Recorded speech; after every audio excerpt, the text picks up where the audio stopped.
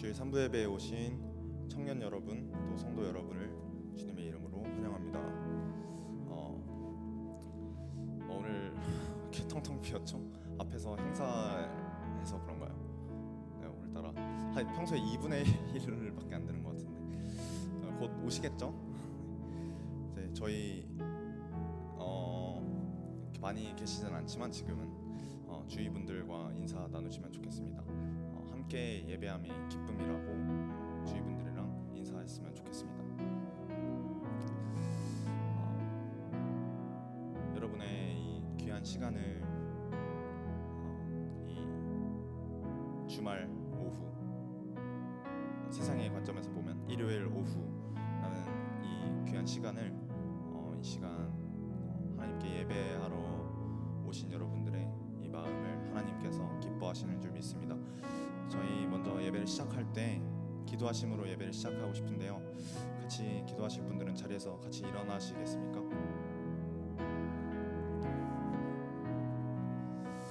하나님, 이 시간 우리가 가진 것 없지만 하나님 앞에 감히 나아갈 때 우리의 깨지고 부서진 우리의 상한 심령으로 하나님 앞에 나아가오니 하나님, 이 시간 또 이 예배 가운데 하나님께서 임재하여 주시고 우리가 감당할 수 없을 만큼 넘치는 은혜 부어주셔서 하나님 보시기에 아름다운 공동체로 또 예수님이 머리 되시고 우리가 몸된 아름다운 교회로 세워주시옵소서 하며 이 시간 예배 가운데 우리 하나님의 임재를 구하고 또 이 공동체를 위하여 기도하시면서 예배 자리로 나아가겠습니다. 기도하시겠습니다. 사랑이 많으신 하나님 아버지, 이 시간 우리가 하나님 앞에 기도할 때 하나님, 우리가 드릴 것 없지만 우리의 깨지고 부서진 우리의 상한 심령으로 하나님 앞에 나아갑니다. 우리의 지친 마음으로 하나님 앞에 나아갑니다. 우리에게 회복되시고 우리를 회복하시고 그 하나님만을 우리가 믿고 의지하며 나아가오니 하나님 함께 하여 주시고 시간 성령의 기름 부으셔서 하나님의 임재가 충만히 거하고 하나님의 그 은혜가 충만히 거하는 하나님, 정말 이런 예배 될 수 있도록 하나님 하여 주시옵소서. 이 시간 성도 여러분 가운데 하나님께서 진정히 만나주시고 그들의 흡사한 마음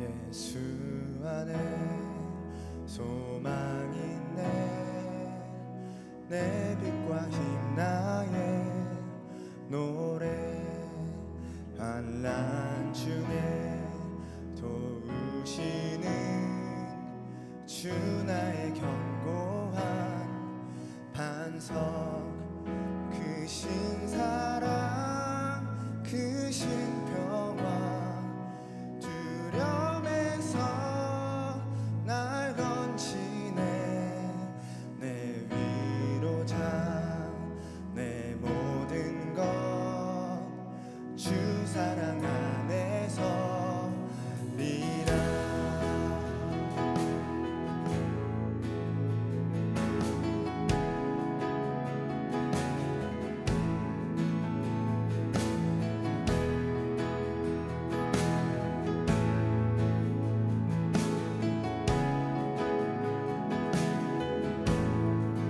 완전하신 하나님이 우리와 같이 되셨네, 주 사랑과 그 공의로 세상을 구원하셨네.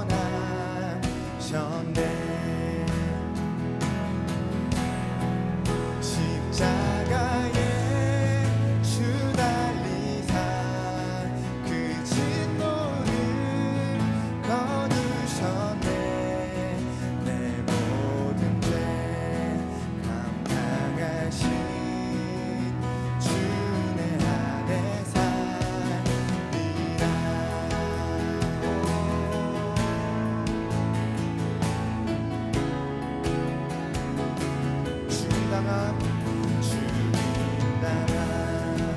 세상의 길 어둠 속에 누이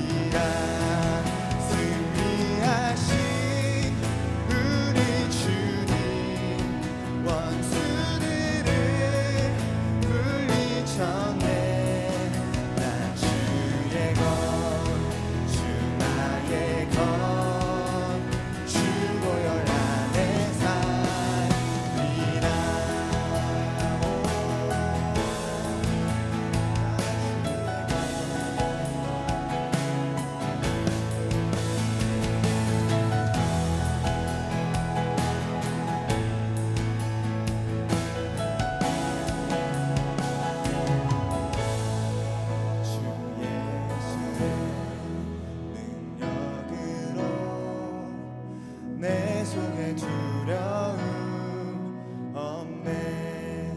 나의 사는 모든 순간 주께서 다스리시네. 어느 것도 주 손에서 날 빼앗지 못하리라.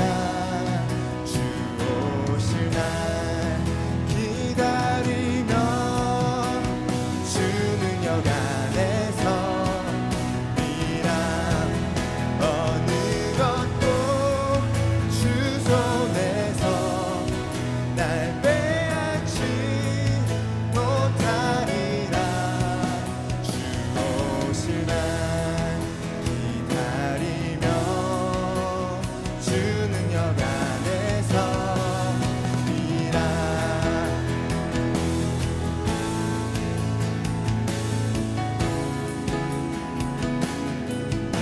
주 능력 안에서 미라.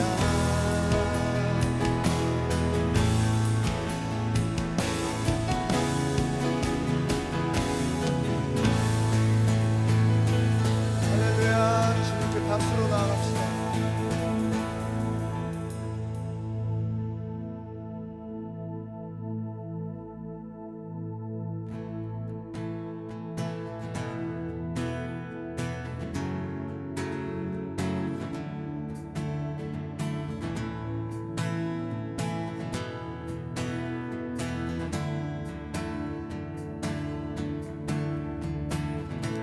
주 이름 찬양 풍요의 강물 흐르는 부요한 땅에 살 때에 주님 찬양해.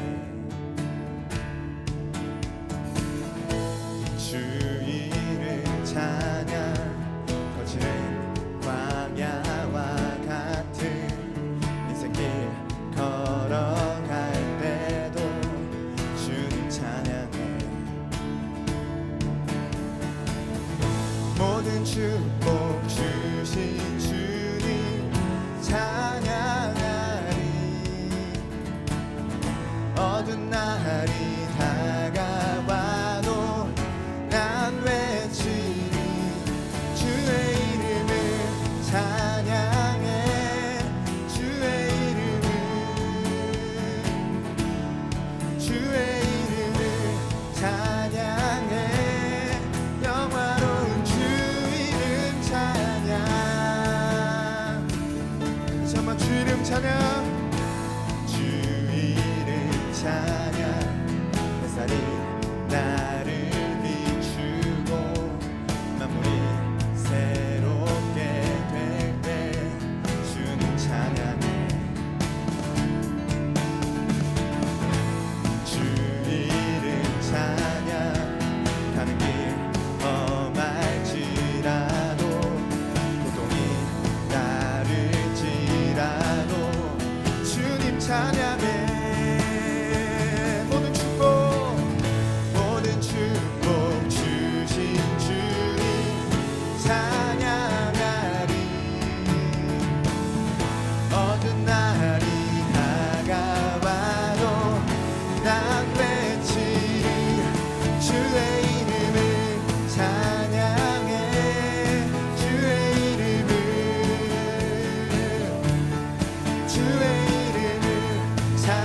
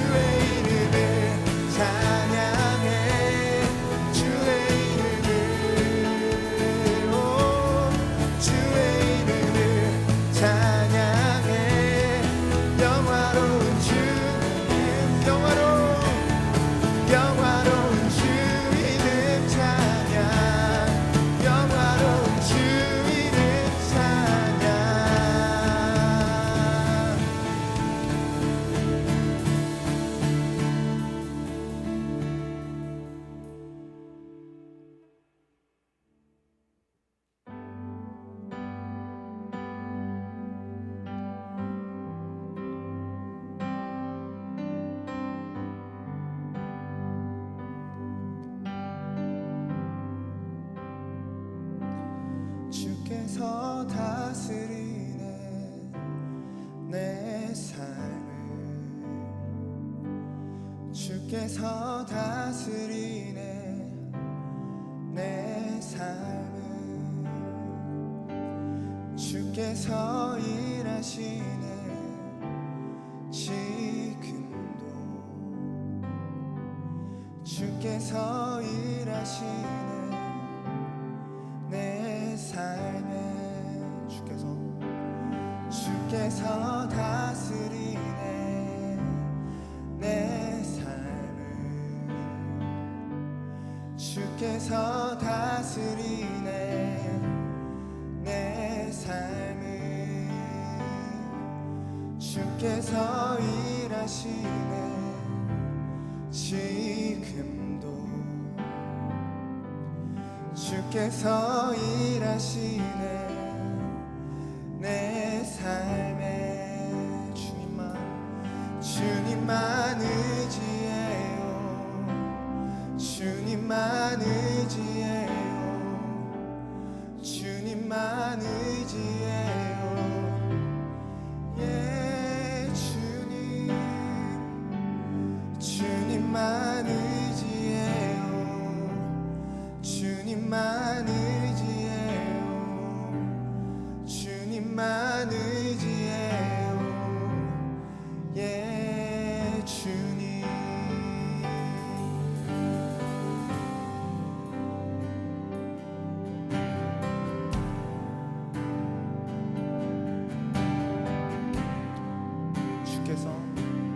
주께서 다스리네 내 삶을 주께서 다스리네 내 삶을 주께서 일하시네 지금도 주께서 일하시네 내 삶에 주께서 다스리네 내 삶을 주께서 다스리네 내 삶을 주께서 일하시네 지금도 주께서 일하시네 내 삶에 주님만 의지해요 주님만 의지해요 주님만 의지해요 예 주님만 의지해요 주님만 의지해요 주님만 의지해요 예 주님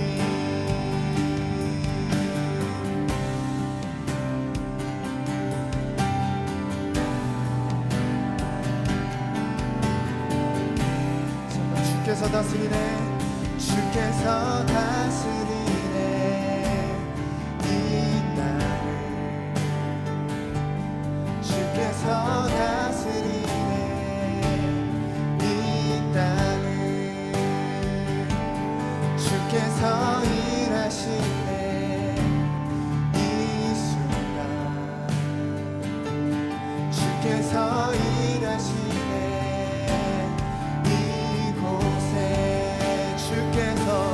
주께서 다스리네 이 땅을 주께서 다스리네 이 땅을 주께서 일하시네 이 순간 주께서 일하시네 이곳에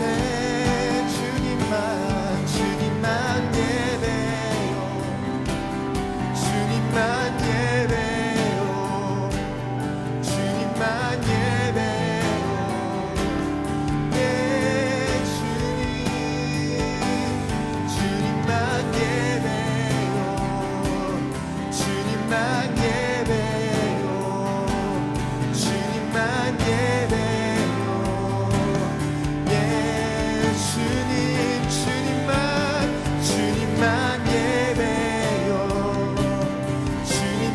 예배요 주님만 예배요 예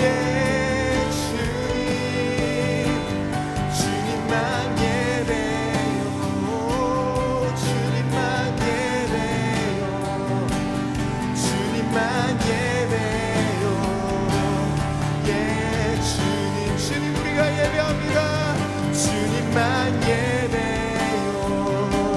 주님만 예배요 주님만 예배요 예 주님만 예배요 주님만 예배요 주님만 예배요 예 주님 주님 한 분만 예배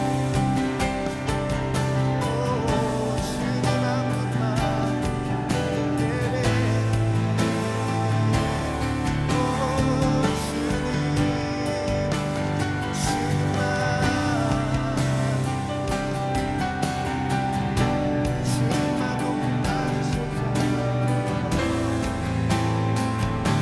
우리 다시 우리 마음의 고백으로 주님만 예배요 주님만 예배요 주님만 예배요 주님만 예배요 예 주님만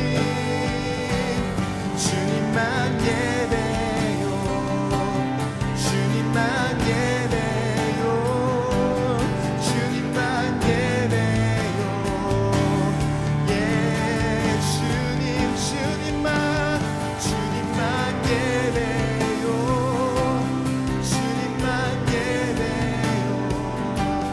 주님만 예배요 예 주님만 예배요 주님만 예배요 주님만 예배요 예 주님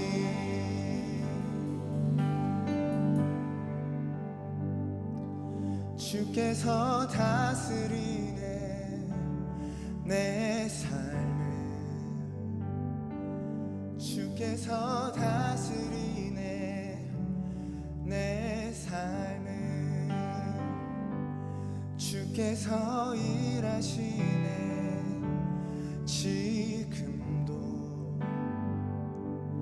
주께서 일하시네 내 삶에 우리의 고백으로 주께서 다스리네 내 삶을 주께서 다스리네 내 삶을 주께서 일하시네 지금도 주께서 일하시네 내 삶에 주님만 의지합니다 주님만 의지해요 주님만 의지해요 주님만 의지해요 예 주님만 의지해요 주님만 의지해요 주님만 의지해요 예 주님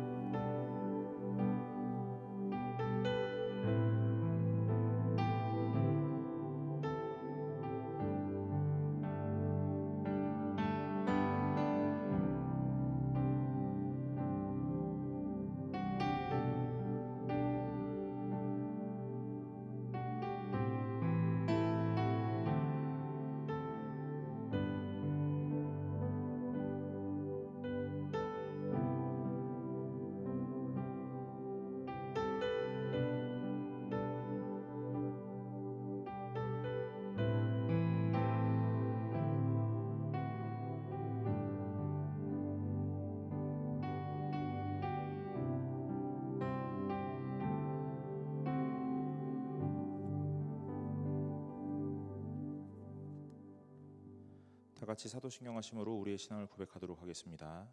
전능하사 천지를 만드신 하나님 아버지를 내가 믿사오며 그 외아들 우리 주 예수 그리스도를 믿사오니 이는 성령으로 잉태하사 동정녀 마리아에게 나시고 본디오 빌라도에게 고난을 받으사 십자가에 못 박혀 죽으시고 장사한 지 사흘 만에 죽은 자 가운데서 다시 살아나시며 하늘에 오르사 전능하신 하나님 우편에 앉아 계시다가 저리로서 산자와 죽은 자를 심판하러 오시리라. 성령을 믿사오며 거룩한 공회와 성도가 서로 교통하는 것과 죄를 사하여 주시는 것과 몸이 다시 사는 것과 영원히 사는 것을 믿사옵나이다. 아멘. 찬송가 2장으로 하나님께 영광을 올리겠습니다.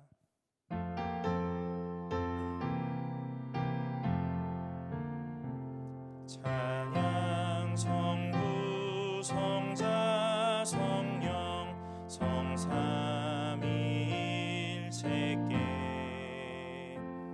영원 무궁하기까지 영광을 돌리세 영광을 돌리세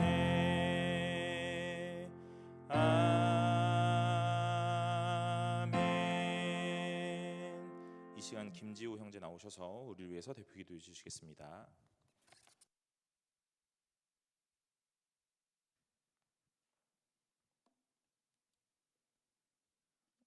기도드리겠습니다. 하나님 아버지, 오늘도 저희를 이 자리에 불러주심에 감사를 드립니다. 저희를 이번 한 주간도 지켜주시고 보호해 주셔서 감사를 드립니다. 하지만 저희들은 연약하게 세상 가운데서 흔들리고 주님의 뜻을 따라 살아가지 못했음을 고백합니다. 그런 저희들을 용서해 주세요. 승동 청년부가 말씀과 기도로 살아가는 청년부가 되게 해주시고 더욱 주님 바라보며 사는 청년부 되게 해주세요. 그래서 주님이 보시기에 가장 아름다운 청년부가 되게 해주세요. 학업, 취업, 직장 등 많은 어려움을 겪고 있는 청년이 있다면 주님이 찾아가 위로해 주시고 삶 가운데에서 주님을 더욱 드러내는 청년부가 되길 바랍니다. 그리고 승동 청년부가 서로 사랑하고 서로를 위해 기도하는 공동체가 되게 해주시고 교회에 새로 방문하는 새 가족들이 있다면 더욱 사랑으로 품어주고 다가가는 승동 청년부가 되게 해주세요. 승동 청년부를 섬기시는 목사님, 부장 집사님, 감사님, 임원진, 웰컴팀, 찬양팀, 그리고 그 외에 보이지 않는 곳에서 힘써 일하는 모든 분들을 주님이 기억해 주셔서 더욱 귀하게 사용해 주세요. 말씀 전하실 진병천 목사님께 성령 충만함을 주셔서 말씀을 잘 전하게 하시고 듣는 모두가 열린 마음으로 받아들여서 삶 가운데 열매 맺게 해주세요. 예수님의 이름으로 기도드립니다. 아멘.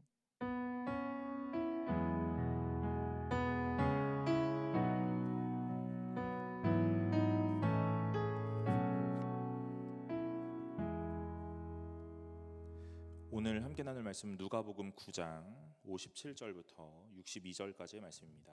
누가복음 9장 57절부터 62절까지의 말씀입니다.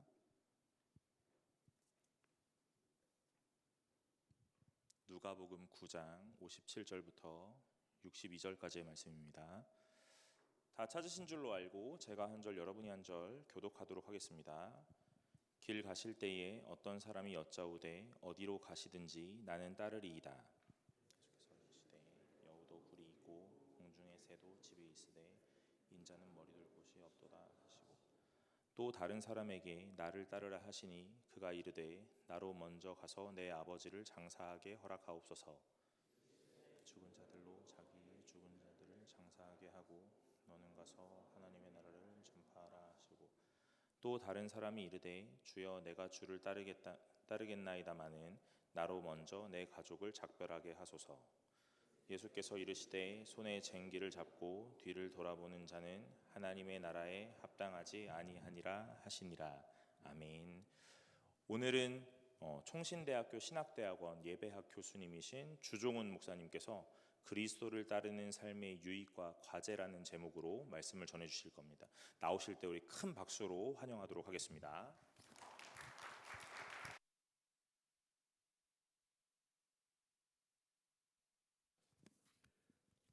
그리스도의 은혜와 평안이 우리 청년들 형제 자매들에게 가득하기를 소망하며 인사드립니다. 저쪽에서 여기까지 오는데 굉장히 머네요. 그리고 우리 김지호 형제님 기도해 주셨는데 죄송합니다. 진 목사님이 말씀 전하셔야 되는데 제가 진 목사님의 아바타로 오늘은 대신해서 말씀 전하도록 하겠습니다. 일단 청년 형제 자매들이랑 함께 만나서 예배를 드리는 것 자체만으로도 저에게 큰 감사인데 신앙, 우리가 가지고 있는 신앙, 믿음은 언제 어떤 상황에서도 중요한 하나의 내용으로 정리가 됩니다. 그리스도와의 관계를 구축하는 과정과 방식입니다. 우리의 모든 신앙은 어떤 경우에도 믿음의 대상이신 그리스도와의 관계를 신실하게 구축하는 과정과 방식입니다. 이것은 우리의 신앙의 가장 중요한 주제인 영생 곧 구원하고도 연결되어져 있습니다. 영생은 성경 전체 가운데 요한복음 17장 3절에서 이렇게 정의합니다. 영생은 구원이고 구원은 영생인데 우리 시대의 말로 하면 풍요로운 삶입니다. 유일하신 참 하나님과 그의 보내시니 예수 그리스도를 아는 것이라고 이야기합니다. 그리스도를 아는 것이 영생이라면 이런 질문을 해볼 수 있겠죠. 나는 그리스도를 알고 있는가입니다. 오늘 앞에 앉아 계신 형제님이 어쩔 수 없이 저랑 눈동자를 좀 마주칠 것 같은데 화면을 보지 마시고 실제 얼굴을 보세요. 그러면 훨씬 더 친숙하게 느껴질 수 있습니다. 그리스도를 알고 계십니까? 라는 질문이 자신에게 주어졌다고 생각해 보십시오. 내가 그리스도를 알고 있는가? 한번 생각해 보라는 겁니다. 그리스도를 안다라는 말은 그리스도에 관해서 아는 것을 뜻하지는 않습니다. 그리스도에 관해서는 이단이나 사이비도 잘 알고 있죠. 무신론자도 적그리스도인들도 그리스도에 관해서 많이 합니다. 하지만 그리스도를 안다라는 것은 지식과 정보로 아는 것이 아니고 인격적으로 알아가는 것입니다. 앞에 계신 형제님, 제가 이름을 모르는데 이름이 어떻게 되세요? 파란색 셔츠. 어디 봐? 문지석. 문지석 형제님 저를 혹시 아시나요? 모르죠. 이 정상입니다. 저에 관해서는 알아요. 좀 전에 진 목사님이 소개했잖아요. 저 목사라는 것, 학교에서 가르치는 자라는 것, 요 정도는 알지만 저는 모릅니다. 그리스도에 관해서 아는 것이 아니라 그리스도를 아는 것입니다. 우리가 이 질문을 생각해 봐야만 합니다. 성경 공부를 통해서 내가 그리스도에 관해서 알고 있는가가 아니라 내가 직접 내 시간과 삶의 과정에서 그리스도를 알아가고 있는가입니다. 여러분들이 연애를 한다면 그 대상에 관해서 정보를 수집하고 정리하는 것이 아니라 그 대상과 함께 시간을 보내며 알아가는 것, 이것이 인격적으로 연애할 때 쓰는 방식입니다. 내가 너를 알아간다. 예수 그리스도를 알아간다라는 말은 그런 의미가 있습니다. 우리가 그리스도를 알아가는 인격적인 관계의 구축에는 특징이 있습니다. 그리스도가 우리에게 다가오셔서 우리를 부르시고 우리는 그 부르심에 반응하는 것입니다. 사실 우리가 주님을 부르고 주님이 우리에게 반응하기를 원하지만 사실 관계의 출발은 주님이 우리를 부르시고 우리는 그 부르심에 반응하는 삶을 살아갑니다. 주님께 반응하는 삶은 우리에게 있어서 가장 아름다운 모습이기도 합니다. 성경에 보면 주님께서 우리를 부른다라는 단어가 있는데 음성학적으로만 한번 들어보십시오. 부르다라는 단어는 칼리인입니다. 중요한 건 아닌데 음성적으로 칼리인인데 아름답다, 선하다 이런 표현이 칼론 칼로스라고 이야기합니다. 세상에서 가장 아름다운 것이 무엇이냐면 우리를 향해 다가오셔서 부르시는 그 부르심에 반응할 때 가장 아름다울 수 있다는 것입니다. 젊은 시절 우리의 삶을 가장 아름답게 살아가는 것은 나를 향해 다가오셔서 반드시 부르시는 그 부르시는 부르심에 반응하는 삶의 모습이 아름답습니다. 그럼 어떻게 반응할 것인가입니다. 오늘 우리가 읽은 본문에 보면 어떤 사람들이 주님을 따른다라는 표현이 주어집니다. 주님을 향해 반응하는 가장 아름다운 모습, 그 반응의 구체적인 모습은 주님을 향해 따라가는 것입니다. 주님을 따라가는 것은 우리의 삶에 있어서 가장 중요한 신앙의 실천이죠. 마가복음 1장에 보면 하나님께서 예수 그리스도를 통해 하나님 나라를 전파하시면서 세 가지를 요청했습니다. 때가 차면 하나님 나라가 가까웠으니 너희는 회개하고 믿어라. 그리고 또 하나가 있습니다. 나를 따르라라고 이야기했고 사람들이 주님을 따랐습니다. 만약에 여러분들이 하나님 나라에 있다면, 하나님 나라 안에 있다면 세 가지의 반응을 보여야만 합니다. 회개, 믿음, 그리고 따르는 것입니다. 회개와 믿음은 교회 공동체에서 아주 강조하기 때문에 쉽게 접하지만 따르다라는 것은 선택으로 생각할 수 있는데 선택이 아니라 하나님 나라에 속한 모든 백성에게 있어서 반드시 따라야 하는 의무 그리고 책임이 주어집니다. 그것이 하나님 나라에 속한 자들의 모습이죠. 그런데 우리가 주님을 따르는 것은 단순히 하나님 나라에 속할 뿐만 아니라 우리 시대에서 내가 누구인지를 이야기해 줍니다. 여러분들이 예수님을 믿는 믿음의 사람들로서 누구인지를 표현하는 가장 친숙한 표현이 무엇이냐면 지석이 나는 그리스도인이다입니다. 그렇죠? 물어봅니다. 너 예수님 믿니? 그럼 나 그리스도인이야 라고 이야기합니다. 근데 성경에 우리가 누구인지에 대한 정체성을 드러내는 표현에 그리스도인이다라는 표현은 딱 3번 나옵니다. 3번. 그 3번 나오는 표현을 가지고 오늘날 우리가 누구인지를 말해주고 있는데, 사실 성경, 신약성경 전체에서 주님과의 관계 속에서 따르다, 따름, 따르는 것, 따르는 모습과 관련된 표현은 몇 번 정도 나올 것 같습니까? 질문입니다. 질문자의 의도를 생각해 보십시오. 많으니까 물어보겠죠? 몇 번 정도 나올 것 같아요? 어쩔 수 없이 계속 지석이는 불려집니다. 왜냐하면 오늘 이 메시지와 연결되어져 있어요. 그래서 제일 앞에 앉으셔서 어쩔 수 없습니다. 좀 부담이 되실 수도 있는데 답변하지 않을 때도 괜찮아요. 생각만 하시면 됩니다. 성경에 몇 번 정도 나올 것 같습니까? 생각했죠? 많이 나와요, 답은. 그렇죠? 3번이 아니에요. 몇 번 정도 나올 것 같으세요? 생각해 보셨나요? 무려 270여 번 나옵니다. 그러니까 내가 누구인지를 드러내는 정체성의 가장 성경적인 표현은 나는 그리스도인이다 라는 표현보다 나는 그리스도를, 즉 주님을 따르는 자다라고 표현하는 것이 훨씬 더 성경적으로 내가 누구인지를 드러내는 방식이라는 겁니다. 내가 주님을 따른다. 따른다라는 것은 무엇일까요? 주님을 따른다라는 것은 그 따르는 모습에 대한 분명한 지향점이 있습니다. 주님과 함께하고, 주님을 본받고, 주님처럼 행동하는 것입니다. 내가 주님을 따른다라는 것은 늘 주님과 함께하는 것입니다. 그리고 주님처럼 되는 것입니다. 그리고 주님처럼 행동하는 것입니다. 이것을 신약성경 전체에서, 그리고 기독교 역사에서는 제자도라고 이야기합니다. 오늘 우리가 읽은 본문은 제자도, 주님과 함께하고 주님을 본받고 주님처럼 행동하기 위한 그 삶의 모습이 우리에게 다가올 때 어떤 유익이 있으며, 그 유익이 우리 가운데 주어질 때 어떠한 삶의 모습으로 반응할 수 있을지에 대해서 말해주고 있습니다. 57절에 보면 목사님이 먼저 읽으셨기 때문에 우리가 귀로 따라가는데 다시 한번 보십시오. 이런 표현이 있습니다. 길 가실 때에 어떤 사람이 여짜오되 어디로 가시든지 나는 따르리이다. 우리가 주님을 따를 때는 길 가는 인생의 여정에서 따르는 것입니다. 여러분이 주님을 따를 때에는 어떤 일로, 특별한 사건에서 따르기보다는 인생의 길에서 따르는 겁니다. 그런데 지금 젊은 청년 형제 자매들의 삶에 인생길은 생각보다 쉽지 않습니다. 확실성이 없어졌잖아요. 확실한 진리도 없고, 확실한 선도 없고, 확실한 아름다움도 없습니다. 구심점도 사라졌습니다. 교회가 중심이고 권위다라는 말을 하기가 어려울 정도로 여러분들은 신앙생활을 하기가 굉장히 어렵습니다. 그런데 우리가 우리의 인생길에서 경험하는 가장 아픈 상실이 무엇이냐면 이야기의 상실입니다. 함께 공유하는 이야기가 없어졌습니다. 나의 이야기는 있는데 우리 모두가 함께 공유하는 이야기가 없습니다.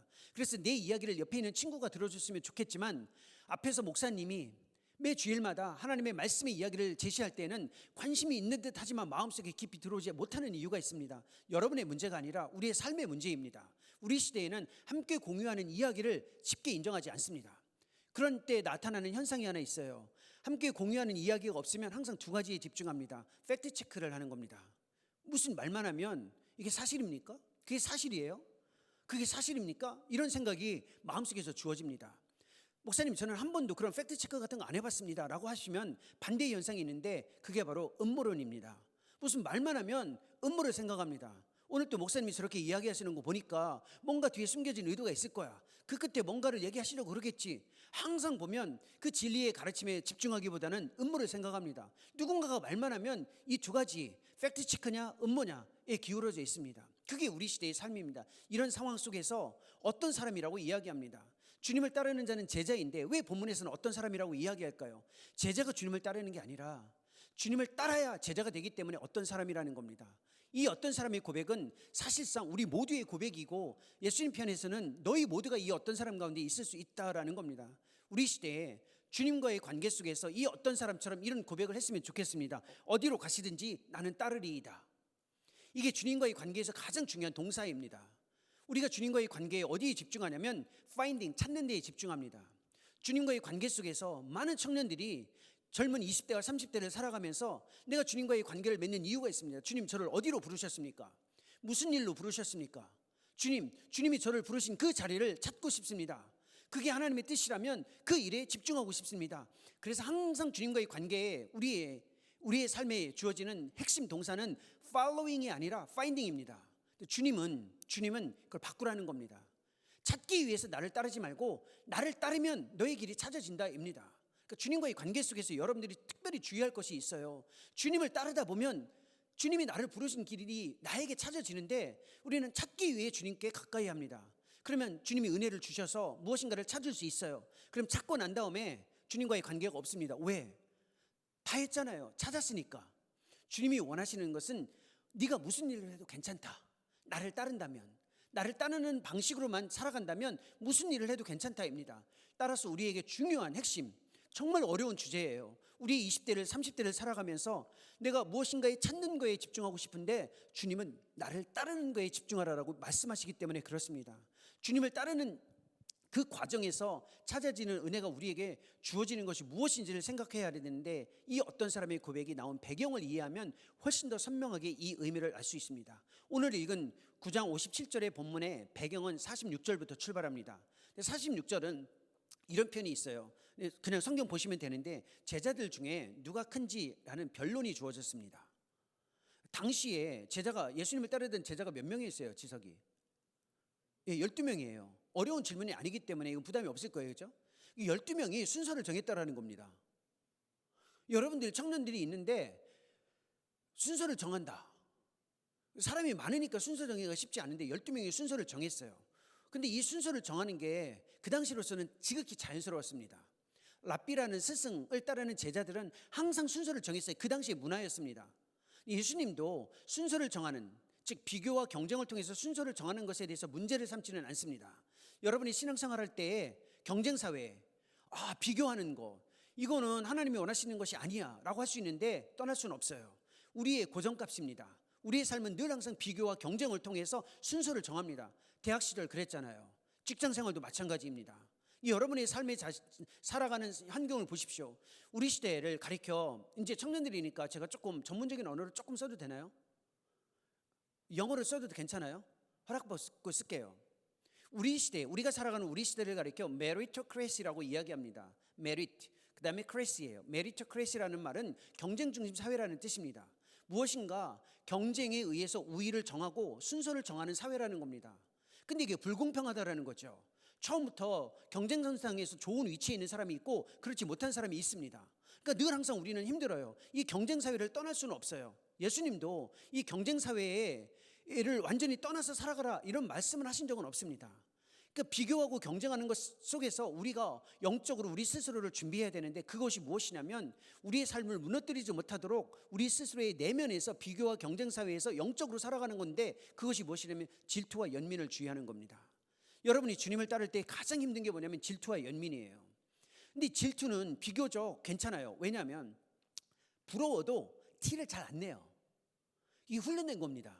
예수님을 믿기 시작하면 지저귀처럼 신앙생활을 조금 한 형제 자매들이라면 신앙의 경험이 있기 때문에 질투 하나님이 싫어하는 거야. 내가 부러워도 부러운 거 티를 안 내요. 그죠? 티 안 내죠. 부러움은 있지만 티를 안 내요. 그러니까 괜찮아요. 우리 훈련이 돼 있어요. 근데 연민은 아닙니다. 연민은 티 내고 싶지 않아도 그냥 나와요. 연민이 뭡니까? 옆에 있는 형제 자매, 그러니까 잘 되는 게 힘든 게 아니에요.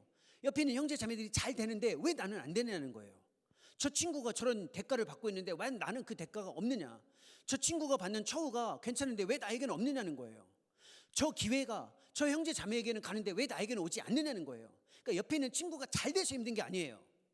그게 왜 나에게는 없느냐예요. 이게 연민이라는 겁니다.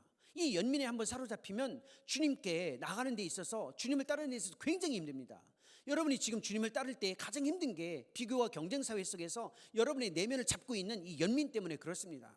근데 영적으로 이 연민의 뿌리가 무엇이냐면 인정 중독이에요. 사람은 끊임없이 인정 중독에 걸려서 언어든 구체적인 표현으로 인정을 받고 싶어 합니다. 인정해 주는 것은 우리의 삶에 지극히 정상적인 거지만 그 인정 중독에 한번 빠지기 시작하면 주님을 따르는데 굉장히 어렵습니다. 여러분이 이 메리토크래시라는 경쟁 중심 사회에서 무엇인가 조금 더 나은 삶을, 즉 흔들림 없이 영적으로 건강한 삶을 살려면 분명히 살아가야 할 태도가 있는데 기준을 바꿔버리는 겁니다. 프레임을 바꿀 수는 없습니다. 이 사회를 바꿀 수는 없는데 이 사회의 기준을 바꿔서 살아가는 겁니다. 그래서 예수님이 이 비교하고 경쟁했던 이 제자들을 향해 어린아이 하나를 데려왔다라고 이야기합니다. 47절에 그렇게 있어요. 어린아이 하나를 데려왔어요. 47절에. 그리고 48절에 이런 표현을 합니다. 제가 읽어드릴게요. 한번 들어보십시오. 48절입니다. 그들에게 이르시되 누구든지 내 이름으로 이런 어린아이를 영접하면 곧 나를 영접함이요 또 누구든지 나를 영접하면 곧 나를 보내신 이를 영접함이라. 너희 모든 사람 중에 가장 작은 그가 큰 자니라. 어떤 단어가 반복되죠? 영접이라는 단어입니다. 우리가 이 세상에서 가장 큰 자가 되려면 세상에서는 많이 인정받는 것이 순서입니다. 연봉이 많아야 됩니다. 성적이 좋아야만 합니다. 내가 받고 있는 처우가 높아야 됩니다. 물량적으로. 그런데 하나님의 관점에서는 많이 인정받는 게 아니라 많이 인정할 때 높은 자가 될 수 있다라는 겁니다. 내가 인정을 받는 게 아니라 인정하면 할수록 큰 자가 될 수 있다라는 겁니다. 그것이 영접이라는 표현이죠. 어느 정도까지 인정을 해줘야 되냐면 어린아이를 인정하는 정도까지입니다. 여러분들 주변에 조카 있죠? 결혼을 안 했으니까 청년들이시죠? 근데 주변에 혹시 조카가 있으신 분? 어린아이, 어린 조카 있는데 손 안 드는 거죠. 뭐 물어볼까 봐. 어린아이 한번 생각해 보십시오. 어린아이 하면 어떤 느낌이 있어요? 자매님 귀엽죠? 관심이 없을 수는 있지만 어린아이 하면 귀엽잖아요. 보통 이게 보통의 마음이에요. 어린아이를 봤는데 혐오스럽다 이런 사람은 없어요. 어린아이는 귀여워요. 너무 귀여워요. 근데 성경에서 어린아이는 귀여움의 대상이 아니에요. 의존적 대상, 스스로 아무것도 할 수 없는 연약한 대상, 무기력한 대상을 뜻합니다. 그래서 성경에서 어린아이는 스스로 아무것도 할 수 없는, 때로는 무시해도 될, 아니면 가치가 없는 대상을 가리켜 어린아이라고 이야기합니다. 그 정도의 대상까지 받아들일 수 있다면 하나님 편에서 큰 자가 될 수 있다는 겁니다. 여러분의 삶에 주님께서 말씀하시는 겁니다. 내 스스로의 삶을 위해 끊임없이 집중하고 수 있지만 내 주변에 신경 쓰지도 않아도 될 그 대상. 아까 우리 지호가 기도했잖아요. 지호죠, 지호. 지호 어디 있어요? 예, 여기 있다가 그리 가신 거예요? 지호가 기도했잖아요. 새가족 웰컴팀에 누군가 오면 함께 받아 안고 환영하고 기도하고 그렇게 공감하면서 살아가시면 좋겠습니다라고 기도하셨잖아요. 이게 바로 그거예요. 관심을 가지 않아도 돼요. 신경 쓰지 않아도 돼요. 무시해도 문제되지는 않아요. 하지만 그런 대상까지 찾아가서 받아들일 수 있다면 큰 자라는 겁니다. 이게 생각보다 어려운 시대죠. 왜냐하면 우리 시대에 실력은 많지만 옆에 있는 사람에게 관심을 갖는 것은 굉장히 어려운 과제이기 때문에 그렇습니다. 이 교훈을 제자들이 들은 겁니다. 그때 주님을 따르던 자들이 어느 누구도 주님을 따르겠다라는 용기를 낼 수 없을 때 57절 바로 이 어떤 사람이 용기를 낸 겁니다. 그래서 예수님은 제자라는 표현을 누가를 통해서 드러내지 않으시고 어떤 사람이라고 이야기한 겁니다. 길 가실 때 어떤 사람이에요? 이때부터는 이전에는 제자였는데 이제 어떤 사람이에요? 그러니까 주님을 따르는 게 무엇인지에 대해서 의미를 분명히 들었기 때문에 쉽지 않다는 걸 알고 이 어떤 사람이 용기를 냈습니다. 근데 이 어떤 사람이 누구인지는 추측이 돼요. 그렇죠? 늘 예수님을 따랐던 사람 중에 늘 앞서서 항상 튀는 한 사람이 있었잖아요. 중요한 건 아니에요. 누구인지는. 그런데 그 어떤 사람이 뭐라고 얘기했냐면 나는 어디로 가시든지 주님을 따르겠습니다예요. 이 맥락에서 이 긴장 관계 속에서 이 고백을 했다라면 대단한 겁니다. 그렇죠? 이때 58절에 예수님께서 그 고백을 듣고 이렇게 답변하십니다. 여우도 굴이 있고 공중에 새도 집이 있으되 인자는 머리 둘 곳이 없도다. 이게 무슨 뜻일까요? 자, 이제 지석 옆에 있는 형제한테 물어볼까요? 괜찮죠? 그냥 물어봐도 되죠? 네. 환기시키는 겁니다. 이 말의 의미를 생각해야 되기 때문에 주님을 따라도 주님이 뭐라고 얘기하냐면 여우도 굴이 있고 공중에 나는 새도 집이 있는데 인자 나는 머리 둘 곳도 없다. 이 말은 형제님 이름은 김건 이름이 건이에요? 건이 네가 나를 따라도 예수님 편이에요. 건이 네가 나를 따라도 너에게 줄 수 있는 게 없다 뜻이에요. 인자는 머리 둘 곳도 없다고요. 누울 곳조차 없는 나다. 그래서 네가 나를 따라도 내가 너에게 줄 수 있는 게 없다라는 뜻이에요. 주님을 따를 때 우리의 기대, 우리가 주님을 따를 때 얻을 수 있는 유익이 있을 거라고 생각을 하는데 내가 기대하는 것, 주님을 따랐을 때 분명히 무엇인가가 있을 것이다라는 나의 기대가 나에게 주어지지 않는다라는 겁니다. 섭섭할 수 있죠. 주님을 따를 때 주의하라는 겁니다. 내가 주님을 따를 때 내가 무엇인가를 얻기 위해 주님을 수단화하지 말라라는 거예요.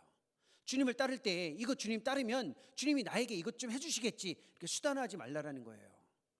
아니면 목사님 저는 주님 따를 때 뭐 얻으려고 따르는 거 아니에요. 괜찮아요. 하지만 내면에서 불편을 해소하기 위해 주님을 따르지 말라라는 거예요. 주님을 이용하지 말라라는 겁니다. 주님을 수단화하지 말라라는 거예요. 주님을 수단화한다라. 이게 우리 시대의 가장 큰 위험 중에 하나입니다. 그래도 청년들이니까 아까 지석이가 허락했으니까 영어 써도 되는 거죠 이제. 우리 시대에 주님과 관련되어지는 주님을 따르는 신앙의 현상을 가리켜 뭐라고 이야기하냐면 Moralistic Therapeutic Deism이라고 이야기합니다. 도덕적 치유적 이신론이라고 이야기해요. 줄여서 MTD라고 이야기합니다. 도덕적 치유적 이신론이에요. Moralistic Therapeutic Deism. 이게 무슨 뜻이냐면 예수님을 믿어요. 착해요. 천국을 꿈꾸면서 살아가요. 다른 사람들을 해롭게 하지 않아요. 다른 사람들이 나에게 해롭게 하는 것도 별로 좋아하지 않아요. 이걸 하나님께 연결하는 겁니다. 잘 들어보십시오. 예수님을 믿어요. 착해요. 천국을 소망합니다. 그리고 나서 하나님을 힘들게 하지도 않아요. 조건은 이겁니다. 하나님 저도 힘들게 하지 마세요. 이겁니다. 이게 바로 하나님을 믿되 하나님과의 관계를 딱 설정해 놓는데 이 믿음은 어떤 믿음이냐면 하나님을 즉 그리스도를 필요할 때만 찾는 겁니다. 그리스도를 필요할 때만 찾는 신앙을 가리켜 도덕적 치유적 이신론이라고 이야기합니다. 따르는 게 아니라 관계가 없는 건 아닌데 필요할 때만 부르는 겁니다. 도와달라고. 이러한 신앙을 가리켜 우리 시대의 언어로 말하면 진이의 신앙이라고 이야기합니다. 진이. 진이는 들어보셨죠? 진이. 누가 생각나요? 요슬램프의 진이가 생각나요? 아니죠. KT 인공지능 진이가 생각나시죠? 둘 다 생각 안 나요? 진이는 생각나야 되잖아요. 우리 집은 SKT라 U+라 진이가 없어요? 어쨌든 진이가 알라딘의 요슬램프의 진이든 KT 인공지능 진이든 공통점이 있습니다. 이 진이는 부르면 나와서 도와줘야 되고 답변을 해야 돼요. 부르지 않았는데 나와서 답변하거나 뭔가를 하면 혼나요. 예수님을 그렇게 생각하는 사람들이 많다는 겁니다. 예수님과의 관계가 있는데 기다렸다가 부르면 나와서 도와줘야 되고 부르지 않았는데 나오면 부담스러운 겁니다. 그렇게 하지 말라라는 겁니다. 그러면 섭섭할 수 있어요. 여러분 편에서. 그러면 목사님 주님을 따를 때 주어지는 유익이 없습니까? 진짜 없나요? 그럼 내가 주님을 따르는 이유가 뭔가요? 하지만 행간을 읽으셔야 돼요. 불과 여러분들이 짧게는 2, 3년 전에 길게는 10여 년 전에 수능시험 보셨잖아요. 문제 중에 가장 쉬운 건 관찰 질문인데 조금 어려운 질문은 뭐예요? 행간을 읽어내는 질문입니다. 네가 나를 따라도 네가 기대하는 것은 줄 수 없다. 이 말은 네가 기대하는 건 줄 수 없지만 줄 수 있는 게 따로 있다라는 뜻이에요. 그게 뭘까요? 주님을 따를 때 우리에게 주어지는 최고의 유익이 무엇일까요? 우리가 기대하는 것은 얻을 수 없지만 얻을 수 있는 게 있습니다. 그게 바로 그리스도 자신이에요. 주님을 따를 때 얻을 수 있는 최고의 유익이 뭐라고 했습니까? 나는 머리 둘 곳이 없다. 그럼 주님이 우리에게 줄 수 있는 건 뭐예요? 주님 자신이에요. 우리가 주님을 따를 때 얻을 수 있는 최고의 유익은 주님 자신이라는 겁니다. 주님을 따를 때 얻을 수 있는 최고의 유익으로 받아들인다면 주님을 수단화하지 않고 주님을 즐거움의 대상으로 바꿔요. 즉 즐거움의 대상으로 인정한다라는 겁니다. 그리스도는 즐거움의 대상이지 이용, 수단의 대상이 아니라는 거예요. 그러면 여러분에게 묻겠습니다. 여러분 무엇을 즐거워하십니까? 여러분의 삶에서 가장 즐거운 것이 무엇이에요? 만약에 여러분이 그리스도를 즐거워할 수 있다면 주님과 함께하는 신앙의 유익이 무엇인지를 정확하게 알고 있는 거예요. 하지만 그리스도가 아닌 다른 것을 즐거워하면서 그 즐거움을 위해 그리스도 주변에 맴돈다면 그리스도를 모욕하는 거라는 겁니다. 여러분 빼앗긴 즐거움을 찾으셔야 돼요. 참된 즐거움이 그리스도 안에 있지 않을 때에 여러분의 삶 자체는 끊임없이 그리스도 주변에서 어긋나기 때문에 그렇습니다. 빼앗긴 즐거움을 다시 회복하세요. 진짜 무엇에 즐거워하십니까? 여러분의 삶의 즐거움, 그 즐거움을 가져다 주는 것이 그리스도가 아니고 다른 것이 있다면 그 전환하라라는 겁니다. 신앙 고백의 가장 첫 번째 질문이 있어요. 세례 받으신 분? 여기까지만 묻게요. 그 다음에 괜찮습니다. 손 들으셔도 돼요. 세례를 받을 때 유아 세례이든 입교를 할 때 신앙 고백 첫 번째 질문이 있습니다. 인간의 궁극적인 목적이 무엇이냐라고 묻습니다. 그렇죠? 1번 질문이에요. The ultimate purpose of human being. 인간의 궁극적인 목적이 무엇이냐는 겁니다. 답은 무엇인가요? 아시잖아요. 하나님을 영화롭게 하고 영원히 그분을 즐거워하는 거예요. 이게 기독교 유산입니다. 신앙 고백의 첫 번째예요. 여러분은 무엇을 즐거워하시나요? 그 즐거움의 대상이 주님인지 분명히 확신하라는 겁니다. 주님을 따를 때 주님 자신이 유익이라면 즐거워할 뿐만 아니라 신뢰하는 겁니다. 그게 오전 1, 2부 예배 때 오늘 예배를 설명하면서 아벨의 이야기를 통해서 설명했습니다. 아벨은 하나님을 절대적으로 신뢰했던 인물 중에 한 사람이죠. 창세기 4장에 나와 있습니다. 아벨은 하나님이 주신 장자권이 없었어요. 그 당시에 장자권은 특권입니다. 오늘날로 말하면 많은 것들을 가지고 있는 기득권이라고 볼 수 있겠죠. 근데 아벨은 그게 없었어요. 그러니까 이 땅에서 의지할 수 있는 게 아무것도 없으니까 불확실성 속에서 의존할 수 있는 게 오직 하나님이었습니다. 여러분의 삶 지금 무엇을 의지하십니까? 뱅크 어카운트에 있는 나의 잔고, 남아있는 잔고를 의존하고 계십니까? 아니면 여러분이 뭔가 살아가는 데 있어서 여러분의 기반이 될 만한 무엇인가를 의존하고 계십니까? 그건 다 선물이에요. 여러분의 은행 계좌에 있는 돈이나 여러분의 직장이나 학교나 여러분의 삶의 터전은 의존 대상이 아니라 하나님이 주신 감사의 대상이에요. 신뢰의 대상을 감사의 대상으로 혼동하시면 안 돼요. 신뢰의 대상은 주님이라는 겁니다. 그것이 바로 주님을 따를 때 주어지는 최고의 유익에 부합한 삶의 모습을 드러내는 거죠. 이 정도 되면 좀 부담이 되기 때문에 어느 누구도 못 가요, 주님께. 그래서 보십시오. 누가가 기록한 내용에 따르면 59절에 보면 이제는 어떤 사람이 나서지 못하니까 예수님이 이렇게 이야기하십니다. 또 다른 사람에게, 예수님이 다른 사람에게예요, 다가가서 이렇게 이야기합니다. 나를 따르라. 이렇게 이야기한 겁니다. 이 맥락에서 지서가 네가 나를 따라라 이렇게 이야기하는 겁니다. 건아 네가 나를 따라라 이렇게 주목해서 이야기하는 겁니다. 예수님이. 제가 이름을 부르지 않았지만 옆에 계신 자매님 건의 볼 필요 없어요. 그렇죠? 자매님에게도 이야기하는 겁니다. 네가 나를 따라라. 반주하시는 자매님에게도 마찬가지예요. 네가 나를 따라라. 이게 지금 예수님이 우리에게 주어지는 요청입니다. 그럼 이쯤 되면 승동교회 청년 형제 자매들은 예수님 제가 주님 따르겠습니다 라고 할 거예요. 그렇죠?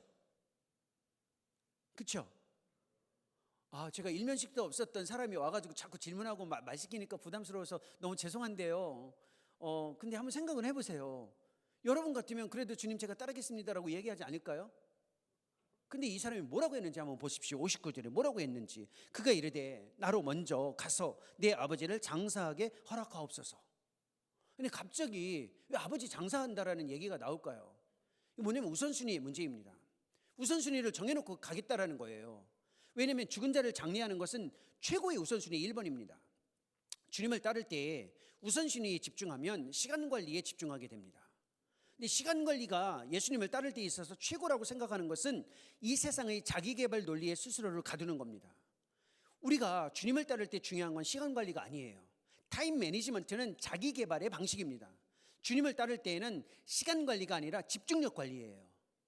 주님을 향한 집중력이 시간 관리보다 더 중요합니다. 왜냐하면 시간 관리는 일이 많으면 너무 힘들고 일이 없으면 공허해져요. 하지만 집중력을 관리하면 일이 많든 없든 흔들림 없이 살아갈 수가 있어요. 내가 일이 많아서 일이 없어서 벅차고 공허한 게 아니라 하나님께 집중하고 있으면 흔들림 없이 살아갈 수 있다는 겁니다. 그래서 그리스도인에게 필요한 태도는 이 우선순위에 의한 타임 매니지먼트, 시간 관리가 아니라 하나님을 향한 어텐션 매니지먼트가 훨씬 더 중요한 과제입니다. 이때 뭐라고 예수님이 이야기하시냐면 답변을 이렇게 이야기했습니다. 죽은 자들로 60절입니다.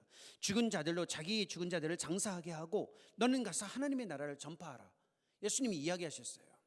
이 말은 세상 일과 영적인 일을 구분하라는 뜻은 아니에요. 하나님 나라의 가치를 둔 삶을 살아가라는 뜻입니다. 그러면 하나님 나라의 가치를 둔 삶을 살아가는 것이 주님을 따르는 것과 어떤 연결이 있을까요?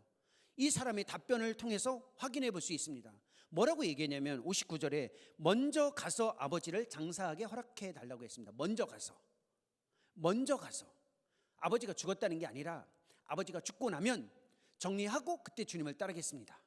주님을 따를 때 하나님 나라의 가치 안에 있는 사람들은 조건적으로 따르지 않습니다. 조건적으로 따르는 걸 경계하라는 겁니다. 이 일이 해결되고 나면, 이 문제가 정리되고 나면, 이 상황이 깔끔하게 해결되면 내가 주님을 따르겠습니다. 이 조건적인 신앙을 향해 예수님이 이야기하는 겁니다. 우리가 주님을 따를 때 늘 이 조건적인 상황에 빠지고 싶어요. 주님, 이것만 해결해 주신다면 제가 주님 잘 따르겠습니다. 이번에 이 직장만 들어갈 수 있게 해주신다면 이 직장에서 제가 주님의 영광을 위해서 살겠습니다. 이 대학 과정에서 이 과정만 잘 마무리시켜 주신다면 제가 하나님의 영광을 위해서 살아가겠습니다. 이게 조건적으로 다가가는 사람들이 있어요. 그렇게 하지 말라는 겁니다. 주님을 따를 때 조건적으로 따르고 싶어 하죠. 왜? 이 문제가 너무 커 보이니까.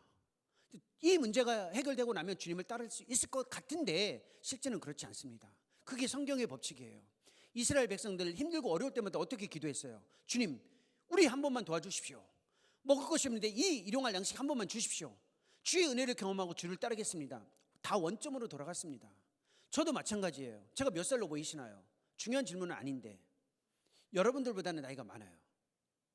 저도 여러분의 인생을 같이 경험해 왔습니다. 김 목사님은 외모로 저보다 나이가 많아 보이죠? 죄송합니다, 무리하게 표현해서. 근데 머리가 좀 더 허여시니까 그렇게 볼 수도 있는데 아마도 김 목사님은 저보다 나이가 어리실 것 같아요. 그럼 몰라요, 중요하진 않은지. 중요한 건 아니에요. 근데 제가 왜 이 말씀을 드리냐면 여러분의 인생을 저도 경험해 왔기 때문에 그렇습니다. 조건적으로 따르는 신앙이 20대, 30대에 굉장히 많아요. 저도 그렇게 주님을 따랐어요. 제가 한국에서 목사 안수를 받고 30대 초반에 유학 생활을 떠났습니다. 약 10여 년 가까이 유학 생활하는 동안 정말로 힘들었습니다. 왜냐하면 여러분들이 저를 어떻게 보실지 모르겠지만 저는 실력이 없었어요. 똑똑하지는 않았습니다. 하지만 열심히 했습니다. 그러니까 똑똑하지 않으니까 열심히라도 해야죠. 유학 생활을 하려면. 실력이 없으니까 열심히 했어요. 정말 열심히 하는데 그래도 힘들더라고요. 영어가 단순한 이 대화가 아니라 회화가 아니라 아카데믹 학문적인 언어를 익혀가지고 발표를 하고 글을 써야 되는 게 생각보다 어려웠습니다. 매 학기마다 이렇게 기도했습니다. 주님, 이번 한 학기만 저에게 은혜를 베풀어 주셔서 잘 마무리시키시면 제가 주를 위해 헌신하겠습니다. 주님, 이번 학기만 좀 어떻게 잘 정리시켜 주신다면 제가 주를 위해 헌신하겠습니다.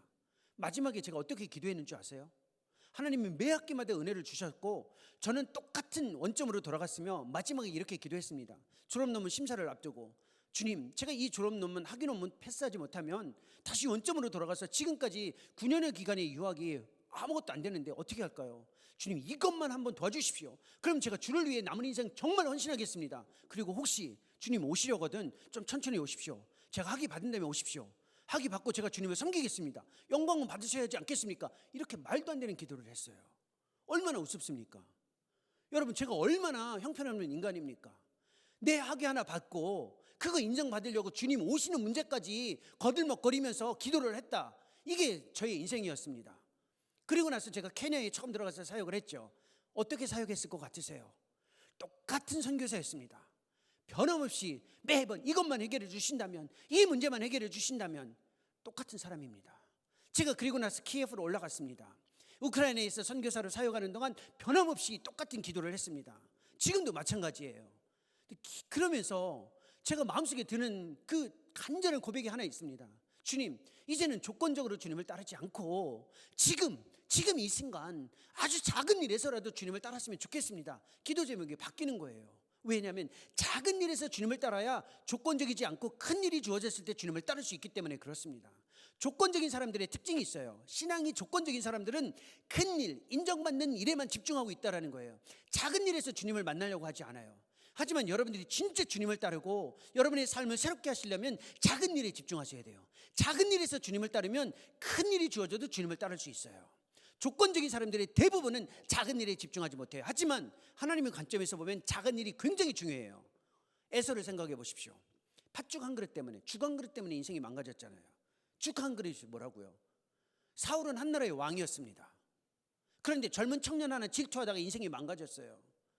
다윗은 달랐어요. 사울에게 쫓기는 동안 광야에서 다윗이 어떤 모습을 보였나요? 그 긴 밤 들짐승의 울음소리나 풀벌레 소리만 들려도 몸을 움츠리면서 자기 자신의 내면을 하나님께 비추는 훈련을 했어요.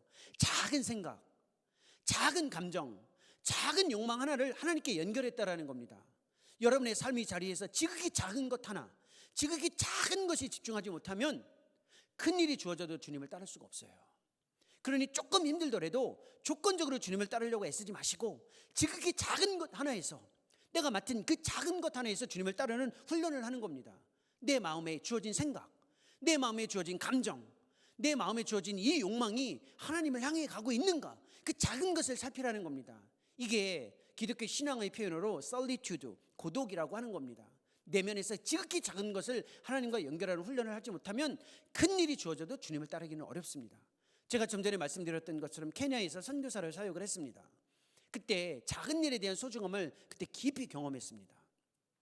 저는 케냐에 처음 선교사로 갈 때 혹시 저를 어떻게 보실지 모르겠지만 제가 엄청 소심해요. 저 내성적인 사람이고요. 이 젊은 이 형제 자매들의 표현으로 이야기하면 MBTI 파악이 되시죠? 잘 안 되세요? I, 극 I예요. 극 I. 그리고 트리플 A입니다. 혈액형은 AA 하나 더 붙어요. 굉장히 내성적이고 소심해요. 겁이 많다는 겁니다. 저는 케냐 선교사로 갈 때 현지 답사를 안 했어요. 혼자 가서 보통 이제 미리 그 답사를 하고 확인한 다음에 가족들이랑 들어가잖아요. 그렇게 하지 않았어요. 이유는 가서 놀라서 못 들어갈까 봐. 그래서 안 갔어요. 답사를 하지 않고 현지인들과 의사소통을 하면서 준비하고 한 번에 저희 식구들이랑 들어갔습니다. 2012년 1월 조모 케냐타 나이로비에 있는 공항 이름입니다. 캄캄한 밤에 들어갔고 들어가기 전에 집 문제, 비자 문제를 해결하기 위해서 현지인과 의사소통을 굉장히 꼼꼼하게 했습니다. 아시듯이 소심하고 내성적인 사람은 꼼꼼해요. 굉장히 꼼꼼하게 잘 챙겼다라는 겁니다. 비행기를 타기 전에 집 문제를 확답받았고 비자 문제에 대한 요청을 했습니다.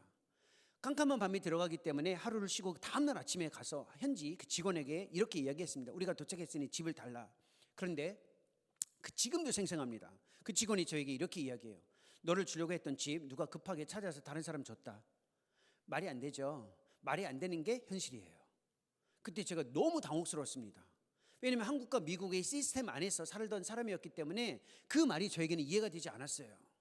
그 당시에는. 근데 급한 사람에게 줬다. 그건 현실이에요. 그래서 기다렸다가 집을 얻었죠. 문제는 비자였습니다. 6개월 안에 비자를 받지 못하면 불법 체류가 되기 때문에 연장 도장을 찍거나 아니면 어찌됐든 해결을 해야 돼요. 매주 찾아가서 이야기했습니다. 그 형제, 제가 이름을 잊을 수가 없어요. 그 형제, 이름을 말하고 싶은데 존중하기 위해서 말하지 않습니다. 지금도 생각나요. 매주 찾아가서 물어봅니다. 비자가 나왔냐? 안 나왔다. 조금만 기다려라. 내가 일주일마다 한 번씩 이민국 사무실에 가는데 네 비자 안 나왔다라는 겁니다. 6개월이 다 돼갑니다. 안 나왔어요. 그 친구가 저에게 이렇게 이야기했습니다. 네 거 비자가 아직 안 나왔으니까 이제 이민국 사무실 가서 나랑 같이 가서 연장 도장을 찍자. 가야죠. 지금도 여전히 기억나는 한마디가 있습니다. 이민국 빌딩 딱 바로 앞에서 저에게 이렇게 이야기했습니다. 사실 너를 위한 비자를 신청하지 않았다. 무슨 소리예요? 6개월 동안 매주 물어봤는데 안 나왔다고 이야기했어요. 근데 6개월째 이민국 건물 앞에서 신청하지 않았다라는 거예요. 그래서 제가 돌을 찾았어요. 이런 사람은 그냥 있을 수 없다. 돌이 없었어요, 주변에. 이유가 뭐냐니까 네 이름이 헷갈렸다는 겁니다. 아니 어떻게 헷갈려요? 아니 외국인이잖아요. 아시아 사람의 이름이 아프리카 사람의 이름이랑 헷갈릴 수가 있어요? 헷갈렸대요. 제가 그때 마음에 어마어마한 분노가 있었습니다. 제가 박사학위를 마무리하고 한국으로 되돌아오지 않고 케냐에서 선교사로 헌신하겠다고 해서 그 나라에 들어가서 주님을 섬기겠다고 했는데 저에게 주어진 일은 주거 문제, 비자 문제로 6개월 동안 아무것도 하지 못한 겁니다. 요만한 책상을 앞에 두고 하나님께 정말로 절규하면서 따졌습니다. 하나님 이게 뭡니까? 제가 케냐 선교사를 위에서 헌신하고 여기까지 와서 이렇게 노력하고 있는데 이게 뭡니까? 저 한 XX 때문에 제가 아무것도 못할 것 같습니다.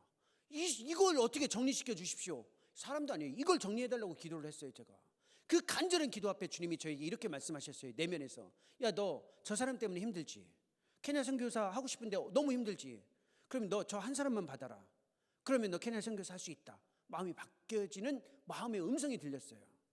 저는 케냐 선교를 위해서 이 한 사람이 너의 걸림돌이라고 생각했어요. 주님은 아니었어요. 이 한 사람만 섬기면 케냐를 섬길 수 있다라는 겁니다. 여러분의 삶도 마찬가지예요. 이 작은 것 하나 때문에 내가 주님을 섬기기 어렵다. 이것 때문에 내가 주님을 가까이 하는 게 어렵다. 사람일 수도 있고 일일 수도 있습니다. 주님은 우리에게 다시 이야기해요. 그 작은 것 하나에 그 작은 사람 하나를 네가 섬길 수 있다면 청년부 형제자매들 다 섬길 수도 있고 네 직장도 마찬가지이다. 네가 그 사람 때문에 직장 생활을 못할 것 같으면 그 한 사람만 섬겨봐라. 그러면 너는 인생이 다시 모든 사람을 섬길 수 있는 능력이 너에게 주어질 것이다. 이 말입니다. 조건적으로 따를 때 우리의 걸림돌은 현실이에요. 지극히 작은 그 일, 그 한 사람만 넘어설 수 있다면, 그 사람을 받을 수 있다면 주님을 따를 수 있다라는 겁니다. 이쯤 되자 어떤 사람이 이제 용기를 내요. 그래서 61절에 이런 표현이 주어집니다. 또 다른 사람이 이르되 주여 내가 주를 따르겠나이다마는 나로 먼저 내 가족을 작별하게 허락하소서. 주님을 따르겠다라고 끊 이야기하지. 지저귀 같으면 그냥 끝냈을 거예요. 그죠? 이쯤 되면 너무 진지하잖아요. 주님 그럼 따르겠습니다. 끝이어야 되는데 뒤에 조건이 있어요. 식구들에게 이별하고 오겠다라는 거예요. 건희 어떻게 생각해요? 건희도 그렇게 얘기는 안 할 거 아니에요. 그죠? 이쯤 되면 분위기가 있잖아요. 그럼 말하지 않고 따르겠습니다 하면 되잖아.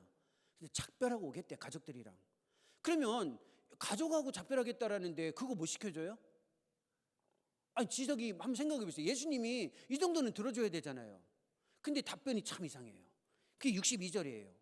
62절 같이 한번 읽어볼까요? 이 구절 예수님의 답변이 같이 읽겠습니다. 예수께서 이르시되 손에 쟁기를 잡고 뒤를 돌아보는 자는 하나님의 나라에 합당하지 아니하니라 하시니라. 무슨 뜻이에요? 주님을 따를 때 쟁기를 잡고 뒤를 돌아본다. 과거에 매이지 말라라는 겁니다. 내가 주님을 따를 때 과거에 매이는 이유가 있어요. 일단 힘들면 과거를 생각해요. 힘들면. 언제 힘들어요? 지금이 제일 힘들어요. 늘 현재가 힘들어. 그러니까 늘 과거를 생각해. 내가 그래도 주일학교 다닐 때는 좀 했는데, 내가 학생부 때는 좀 열심히 했는데, 몇 년 전까지만 해도 내가 주님 앞에서 이렇게 헌신했는데, 과거에 기반을 두는 거예요. 이유는 뭐냐면 내가 주님을 따를 때 가장 온전한 모습이 내 경험과 생각에 갇혀있기 때문에 그렇습니다. 이 말은, 뒤를 돌아보지 말라라는 말은 내 경험과 생각에 갇혀서 주님을 따르는 일을 제한하지 말라라는 뜻이에요. 하나님이 우리를 따르라고 요청할 때에는 우리가 경험했던 것에 기반을 두고 그것을 이어가게 하는 게 아니에요. 우리가 생각할 수 있는 것 안에 갇혀서 그 생각에 응답해 주시는 것이 아니라 내 경험과 생각을 넘어서서 하나님이 우리에게 열어주시는 새로운 세상이 있고 그것을 확신하라라는 겁니다. 그러니까 앞을 보고 가야 되는데 긍정과 낙관이 아니에요. 잘 될 것이다, 뭐 괜찮아질 것이다가 아니라, 이 말은 무슨 말이냐면 내가 한 번도 경험해보지 못했으나 내 앞에 나를 이끄는 내 삶의 분명한 실제가 하나님에 의해서 준비되어져 있고 그리스도께서 그걸 부여잡고 계신데 그것이 무엇인지 알지 못하더라도 용기를 내어 그걸 향해 가라는 뜻이에요. 여러분 얼마나 두렵습니까? 이제 20대 중반을 살아가고 있어요. 대학을 졸업하면 어떻게 해야 될까? 이제 내가 직장 생활을 하고 있는데 이 직장이 평생의 직장이냐? 계속 갈까 말까 고민하고 있습니다. 내가 어디로 가야 될까? 내 경험에, 내 생각에 비추었을 때 모든 것들이 다 답은 있어요. 그런데 때로 하나님께서 용기를 내라고 하실 때가 있습니다. 그게 바로 그거예요. 네가 한 번도 경험해보지 못했고 한 번도 생각해보지 못했으나 내가 너를 위해 만들어 놓은 삶의 실제가 있다. 그게 진짜 리얼리티다. 나는 그걸 너를 위해 준비하고 있으니 혹시 알지 못하더라도, 확신이 주어지지 않더라도, 네가 지금까지 경험 속에서 없더라도 용기를 내서 한 발만 내디뎌라. 그러면 내가 그 세계를 너에게 보여주겠다라는 초청이에요. 주님을 따르라라는 것은 의무가 아니고 우리를 위해 준비해 놓은 세계에 우리가 들어가야 된다라는, 주님이 우리를 부르시는 그 초청이라는 겁니다. 욥이 그걸 경험했어요. 욥이 자기가 생각하는 하나님의 실제가 아니었어요. 친구들이 욥에게 규정한 실제도 실제가 아니었어요. 하나님이 욥을 위해 준비해 놓은 그 실제가 진짜였어요. 욥이 그걸 확신하는 순간 욥의 인생이 바뀐 겁니다. 여러분의 인생에도 그러한 모멘트들이 계속해서 주어질 수 있습니다. 저는 학위를 마치고 단 한 번도 선교사가 될 거라고 생각해 본 적이 없어요. 여러분들과 같이 달라요. 오늘 인도네시아 단기 선교를 위해서 준비했죠. 저는요, 여러분이 진짜 부럽습니다. 저는 제 평생에 단기 선교도 한번 가본 적 없어요. 아까 얘기했잖아요. 선교지 갈 때에도 혼자 답사도 안 해봤다고. 제가 선교와 관련해서 한 건 딱 하나 있었습니다. 선교 헌금. 그거 외에 한 게 없어요. 그랬던 제가 주님을 따르기 위해서 발 하나를 내디디려고 했는데 하나님이 저에게 보여주신 세계는 어마어마했습니다. 나이를 위해서 경험한 하나님의 위대하신 일, 우크라이나 키예프에서 여전히 보여주셨던 하나님의 위대하신 일, 그거는 누구에게 언어로 담아내기 어려운 어마어마한 은혜예요. 여러분의 인생도 그렇게 펼쳐질 것입니다. 용기를 내십시오. 주님을 따르는 것은 단순한 도덕과 율법 내지는 의무가 아니라 하나님이 여러분을 위해 준비해 놓은 그 세계에 들어가기 위한 아름다운 초청입니다. 기도하겠습니다. 살아계신 하나님, 그리스도 예수를 통하여 우리를 불러주시고 그 부르심 앞에 믿음으로 반응할 수 있도록 인도해 주셔서 감사합니다.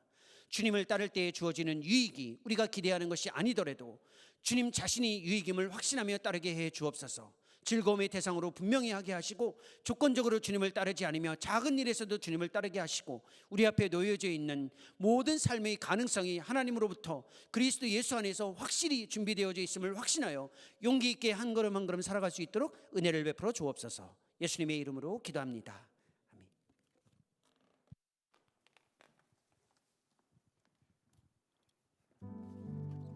우리 이 시간에 같이 기도하려고 합니다.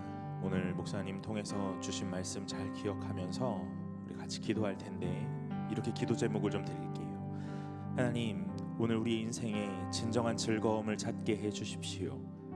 오늘 우리의 이 즐거움 빼앗긴 그 모든 상황 속에 다시 한번 하나님 앞에 집중하고 주를 더욱 바라볼 수 있게 하여 주옵소서. 하나님 앞에 나아갈 때에 우리의 모든 인생과 모든 결단이 조건적으로 나아가지 않고 오늘 하나님을 따를 수 있는 참된 신뢰와 관계 속에 온전히 주를 바라보며 나아갈 수 있도록 은혜 더하여 주옵소서.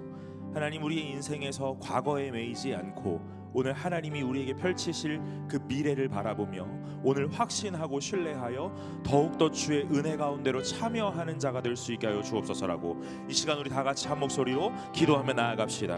아버지 하나님 감사합니다. 하나님, 오늘 우리에게 말씀 주시고 오늘 깨닫게 하시니 그것이 은혜인 줄로 믿습니다. 하나님, 우리에게 영생을 주셨고 예수 그리스도 자신을 주셨으니 하나님, 그 무엇보다 귀한 것이 있겠습니까? 날마다 예수를 붙잡고 아버지 하나님을 더욱더 귀히 여기며 하나님을 붙잡는 인생이 되게 하여 주옵소서. 하나님, 우리의 인생에서 하나님 외에 다른 것들의 즐거움을 찾고 있다면 아버지 하나님 앞에 집중하게 하시고 하나님이 나의 영원한 즐거움이며 영원한 하나님이 나의 참된 생명이라고 하나님 우리가 입술로 고백하며 나아갈 수 있도록 하여 주옵소서. 아버지 하나님, 우리가 날마다 주님 앞에 기도할 때마다 하나님, 내가 주님 앞에 조건을 제시하는 것이 아니라 아버지 하나님이 나에게 베푸셨던 모든 것들을 기억하며 영원한 생명 가운데로 인도하셨으니 무조건적으로 주를 따르고 아버지 하나님을 전적으로 신뢰하며 나아갈 수 있는 참된 믿음의 성도 되게 하여 주옵소서. 아버지 하나님, 우리에게 주셨던 많은 것들이 있습니다. 하나님, 그러나 그 과거에 매이지 않게 하시고 우리에게 펼치실 그 하나님의 미래를 바라보며 아버지 하나님, 날마다 주 하나님 앞에 한 걸음 한 걸음 믿음으로 결단하여 내어딛는 주의 군사와 용사 될 수 있도록 주여 아버지 하나님 역사하여 주옵소서. 아버지 하나님, 우리가 주님을 믿기로 결단한 것이 아니라 아버지 하나님, 우리에게 믿음을 선물로 주셨습니다. 아버지 하나님, 우리가 주님 앞에 예배하기로 결단한 것이 아니라 주님이 우리를 초청하셨고 부르셨습니다. 아버지 하나님, 오늘도 주님이 우리의 마음 가운데 말씀하셨습니다. 하나님께서 우리에게 듣게 하셨습니다. 하나님, 우리가 주님의 말씀을 더 굳게 붙잡으며 하나님 믿음으로 나아갈 수 있도록 은혜를 더하여 주옵소서. 내 내면 안에 하나님 앞에 더욱더 강인하게 하시고 주를 바라볼 수 있는 은혜가 있게 하여 주옵소서. 아버지 하나님, 매 순간의 어려움 때마다 아버지 하나님, 나를 도우시는 하나님이 영원히 함께 하시니 두려워 말고 아버지 하나님, 날마다 담대하게 하나님을 바라볼 수 있도록 은혜 더하여 주옵소서. 주여, 오늘 우리가 하나님을 바라보며 주를 신뢰하기로 오늘 다시 한번 내 마음을 주께로 향합니다. 그러나 주님, 나의 능력과 나의 의지로 되는 것이 아니라 아버지 하나님께서 오늘 우리에게 마음 주시고 오늘 우리에게 결단하게 하시니 하나님, 날마다 주의 역사하여 주옵소서. 오늘 우리의 청년도 가운데, 우리의 인생 가운데, 우리 교회 가운데 날마다 하나님이 주인 되시며 하나님께서 주관하시고 오늘 하나님께서 인도하시는 놀라운 은혜의 시간 되기를 원하오니 주여 아버지 하나님, 함께하여 주시옵소서. 주님만을 바라보기를 원합니다. 주여 아버지 하나님, 역사하여 주옵소서. 하나님 아버지, 우리의 삶의 자리에서 주님을 따를 수 있는 그 위대한 축복에 저희를 초청해 주셔서 감사합니다. 살아가는 삶의 시간 동안 생명도 허락하시고 호흡도 허락하시고 일용할 양식도 허락하시고 일할 수 있는 기회도 주셔서 감사합니다. 주님 앞에 내어드리는 우리의 헌신과 결단뿐만 아니라 예물을 받아 주옵소서. 이 내어드림이 하나님 아버지 앞에 귀하게 쓰임받을 수 있도록 은혜를 베풀어 주시고 우리 자신뿐만 아니라 교회 공동체와 이웃과 하나님 나라의 선교를 위해 유익하게 쓰임받을 수 있도록 인도해 주옵소서. 직장 생활하고 있는 우리의 삶의 자리에 더욱 큰 은혜를 베풀어 주시고 직장을 구하고 있는 우리의 삶에 더욱 헌신된 귀의 섬김의 기회가 주어질 수 있도록 은혜를 베풀어 주시며 우리의 학업과 섬김에도 변함없는 주인이 되어 주옵소서. 이제는 예수 그리스도의 은혜와 하나님 아버지의 풍성하신 사랑과 성령님의 인도 교통 역사하심이 그리스도를 따르며 더욱 새롭게 헌신하고 또 삶의 자리에서 주님과 동행하기를 소망하며 돌아가는 청년들의 삶의 자리에 항상 함께 있을지어다. 아멘.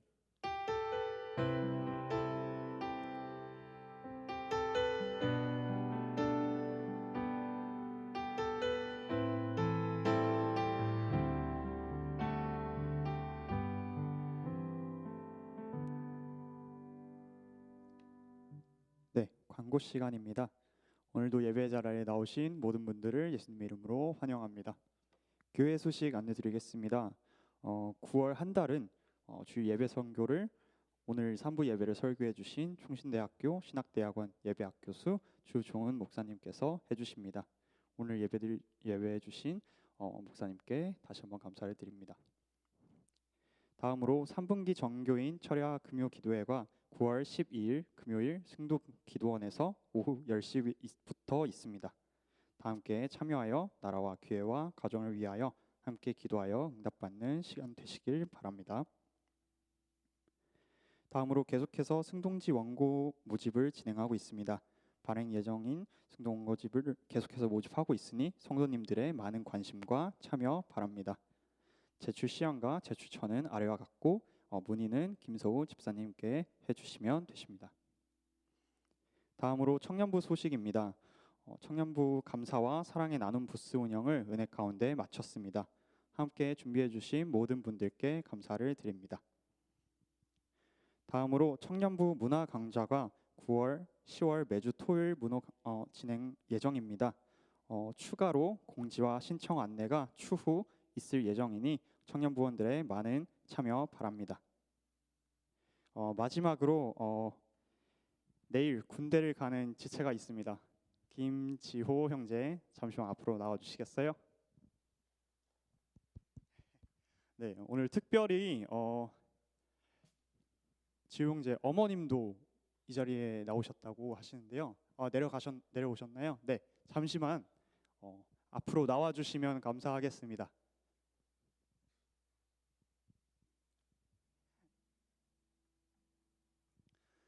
군대를 가는데 기도 제목과 청년부에게 하고 싶은 말 해주시면 되시겠습니다. 아까까지 되게 슬펐거든요. 근데 지금 너무 떨리는 것 같아요. 진짜 너무 떨리는데 정말 목사님부터 그 부장집사님 그리고 간사님까지 모두 잘 챙겨주셔서 감사드리고 우리 또 청년부 형 누나들도 정말 친동생처럼 잘 챙겨주셔서 감사드립니다. 여기 계신 모든 분들 행복하시고 건강하시고 다시 만날 때까지 정말 즐겁게 사시면 즐겁게 사시면 좋겠고요. 또 저도 1년 6개월 동안 다치지 않고 잘 다녀오라고 기도해 주시면 감사드리겠습니다. 감사합니다. 네, 그리고 지호 어머님이 또 이 자리에 와주셨는데 어머님께도 기도 제목을 한번 여쭤보겠습니다. 지호를 잘 챙겨주셔서 감사하고요. 저희 지호가 1년 6개월 동안 그 군대 생활 잘할 수 있도록 기도해 주시고 그 시간들이 지호에게 정말로 좋은 시간들이 될 수 있게 기도 부탁드리겠습니다. 네, 다 함께 지금 축복송으로 다 함께 축복을 하길 원합니다. 손을 뻗어서 지호를 향해서 축복하겠습니다. 하나님의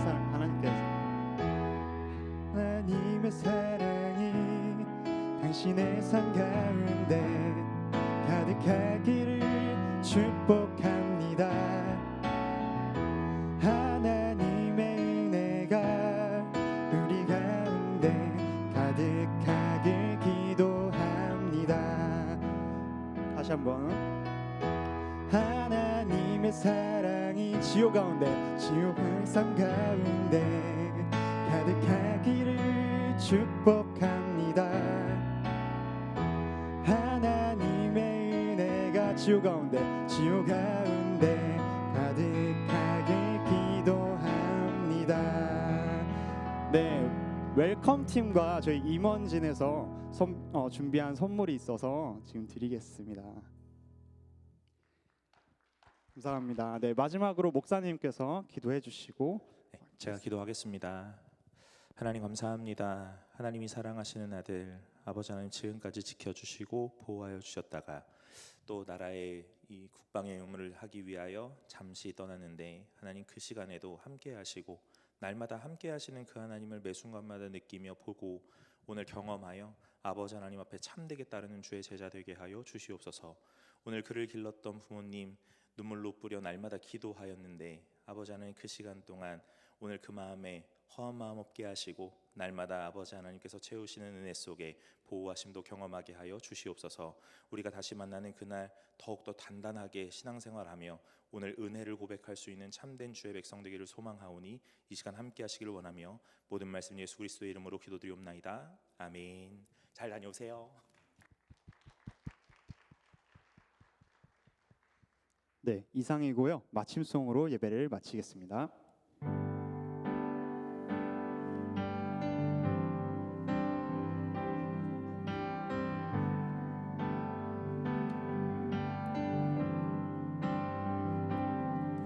내 눈 주의 영광을 보내 우리 가운데 계신 주님 그 빛나